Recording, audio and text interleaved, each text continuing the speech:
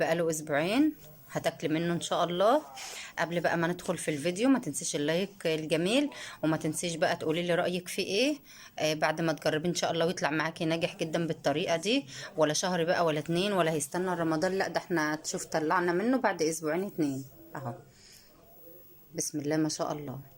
يلا بقى قبل ما ندخل في الفيديو هنسمي الله ونصلي على رسولنا الكريم عليه الصلاة والسلام، ونشوف عملنا الزيتون المخلل الجميل بتاعنا النهاردة ازاي. ودلوقتي بعد ما نقعنا الزيتون بتاعنا 4 ايام، انا بقطعه كده بالشكل ده، بعمل له فتحات من الجنب زي ما انتوا شايفين كده اهو، عشان يتم معانا بسرعة ان شاء الله.